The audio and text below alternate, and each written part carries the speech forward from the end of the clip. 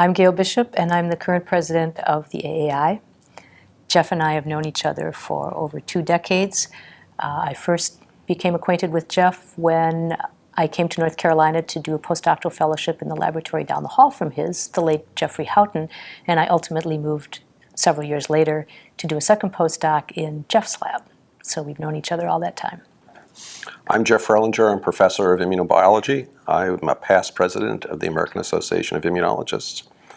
I met Gail when she interviewed for postdoc positions at the University of North Carolina, where I was then on the faculty. Gail started working in Jeff Houghton's lab, who was my next-door neighbor, and then moved to my lab when she wanted to do more molecular biology than she could do in the Houghton lab. And it's been a very long time that we've known each other, and I'm very proud of her. And I still ask him for advice all the time. He'll never escape. When Gail was in the lab, we had a momentary lapse in which Gail convinced us that B cells were actually not boring, and you could actually learn things about signaling through class 2. And I was always interested in class 2 since when I was a postdoc we discovered class 2. But I always thought of it only in terms of T cells and antigen presentation.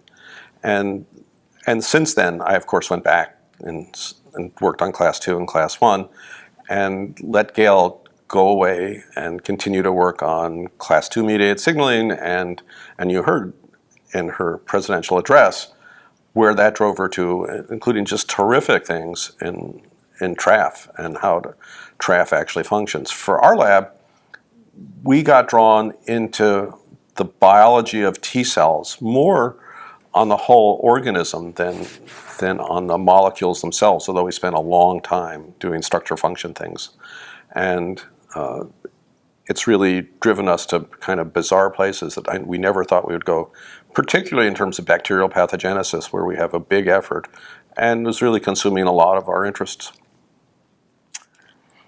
Yeah, so I learned wonderful immunogenetics in Jeff's lab and great structure function analysis, which is what I took with me and started in my independent lab. And I think where my lab has evolved since, through just where the science has driven me and collaborative interactions at the University of Iowa and elsewhere, more into cellular signaling, lymphocyte activation, and now, ironically, I do much more work on T cells.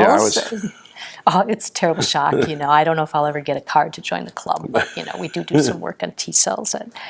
And also, more recently, just branching into some really interesting new things. We have an initial pilot project on obesity-induced diabetes and the role of CD40 in that, which is really interesting. And with stimulus funds, my lab actually, I and a senior postdoc in my lab, started a small pharmaceutical company which is based on new strategies in vaccine efficacy. And that's, it's in its initial phases, but it's looking at least somewhat promising, and that's been just really interesting and enjoyable for me.